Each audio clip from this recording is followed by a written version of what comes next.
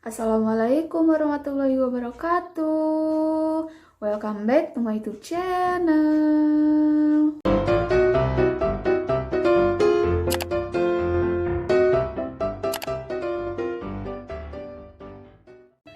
Di video kali ini aku mau ngasih tahu hal-hal yang dirasakan oleh perempuan yang belum menikah. Nah, sebelum lanjut ke videonya, jangan lupa klik tombol subscribe bagi yang belum. Dan jangan lupa juga klik tombol notifikasinya agar tidak ketinggalan jika ada video-video terbaru dari aku. Jangan lupa juga follow Instagram aku @stfatimah_ agar kalian tahu bagaimana keseharian dari aku. Nah, jadi langsung aja, sekarang itu kan lagi musim nikah ya. Jadi banyak banget dari teman-teman aku juga yang pada nikah. Karena udah mulai new normal, jadi teman-teman juga kebanyakan nikah sekarang-sekarang ya, walaupun emang harus sesuai dengan protokol kesehatan ya. Kayak misalkan pakai masker, terus harus cuci tangan, pakai hand sanitizer atau sabun, dan harus jaga jarak juga. Nah, bahkan kalau misalkan satu hari itu ada yang sampai 3 undangan guys. Jadi ya sibuk banget sih, sibuk banget undangan. Dan partnernya mana? Terus untuk skema umum, umur antara 20 sampai 25 tahun itu biasanya untuk perempuan ya. Kalau nggak sibuk kuliah ya sibuk kerja. Kalau nggak sibuk kuliah dan kerja, biasanya sih ya nikah gitu. Terus kalau misalkan kalian udah ada di usia ini tapi kalian belum nikah, maka siap-siap aja, banyak banget yang nanya ke kalian kapan nikah. Apalagi kalau lingkungan kalian itu semuanya udah pada nikah atau kebanyakan udah pada nikah. Otomatis teman, tetangga, keluarga, sahabat juga bakal pada nanyain kapan nikah, kapan nikah. Seolah-olah prestasimu itu nggak ada harganya kalau misalkan kalian belum duduk manis di pelaminan. Sulit ya jadi perempuan. Jadi hal apa aja sih yang dirasakan oleh perempuan yang belum menikah? Yang pertama, timeline media sosial teman kalian penuh dengan foto keluarga dan foto anak pertamanya. Nah, jadi udah jelas banget ya, apalagi sekarang kan lagi musim nikahan. Makanya kalau misalkan di media sosial, mau di Facebook, Instagram, ataupun di WhatsApp gitu, kebanyakan kalau nggak foto nikahan, ya foto anak pertamanya. Karena orang tuanya juga bangga kan, apalagi yang udah punya anak. Mereka itu sering banget upload kegiatan anaknya.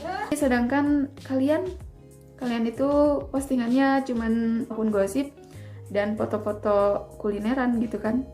Kalau dulu sih pas masih sekolah ya atau kuliah gitu, biasanya timeline itu penuh sama curhatan-curhatan teman-teman, kayak misalkan curhatan masalah sekolahnya lah atau kuliahnya, terus masalah nilai, dosen, dan lain sebagainya. Yang kedua, upaya orang untuk mencarikan pasangan atau menjodohkan.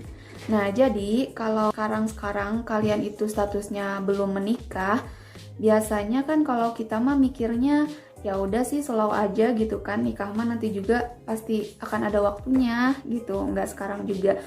Tapi kalau misalkan orang lain atau tetangga nggak bisa tuh pikir kayak gitu. Biasanya mereka itu suka banget ngejodoh-jodohin kita karena ya emang sih niatnya mungkin baik ya, pengen kita tuh punya pasangan hidup, pengen bahagia kayak mereka. Tapi ya nggak gitu juga.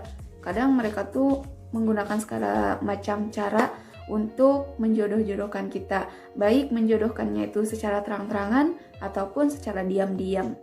Yang ketiga, putus cinta membuat banyak orang menyayangkan. Ya, jadi untuk umuran kita 20-25, kalau misalkan kita punya pacar terus putus, ya orang-orang sering bilang gitu kan, sayang banget, ih kok putus, kenapa putus gitu kan.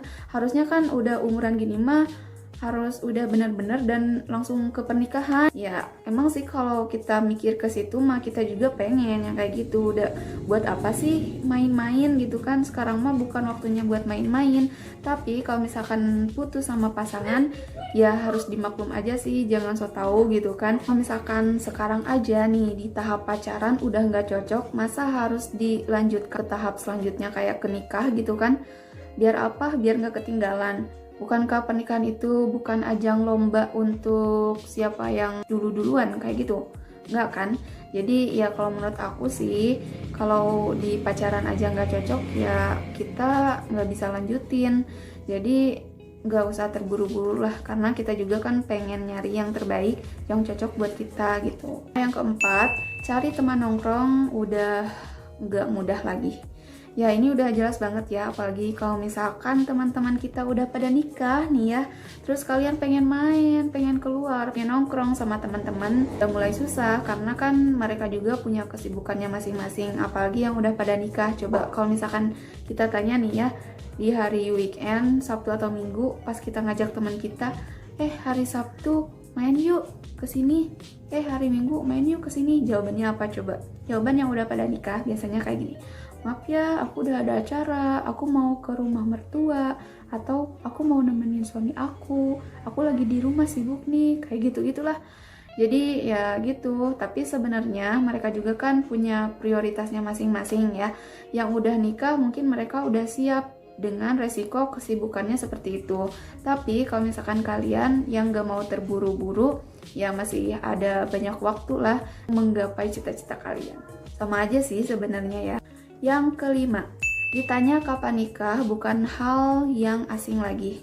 Nah, jadi kalau misalkan udah sering banget ditanya kapan nikah, biasanya kita tuh udah males gitu kan ngejawabnya juga. Bahkan kita tuh punya beberapa alasan untuk menjawabnya. Dan alasan itu ada yang alasan benar-benar dan ada yang alasan males. Untuk alasan benar-benar, kapan nikah? Teman-temanmu udah pada punya anak tuh misalkan, ya jawabnya kayak gini, ya aku masih sekolah nih, aku masih kuliah nih, jadi aku mau fokus ke pendidikan dulu. Tapi kalau misalkan jawabannya udah males, ketika ditanya kapan nikah, jawabannya ya kalau nggak Sabtu, Minggu, itu pun kalau nggak hujan. Yang keenam, harus diakui kadang kamu merasa kesepian. Ya gimana gak kesepian, coba teman-teman udah pada nikah lah, lu sendirian aja. Sebenarnya kesepian ini bukan berarti kalian harus cepet-cepet nikah ya, karena pernikahan itu enggak semuanya menghilangkan kesepian gitu.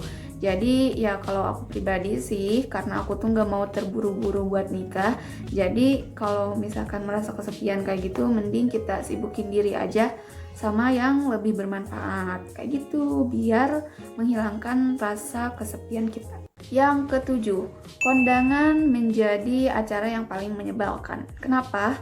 Karena sekarang itu kan lagi musim nikahan. Nah, kalau misalkan kita ke kondangan sendirian, lebih praktis. Terus untuk baju juga kita kan gak harus matching banget. Kalau misalkan kita sama partner, kita kan harus matching ya, harus sama persis sama pasangan kita pakai bajunya.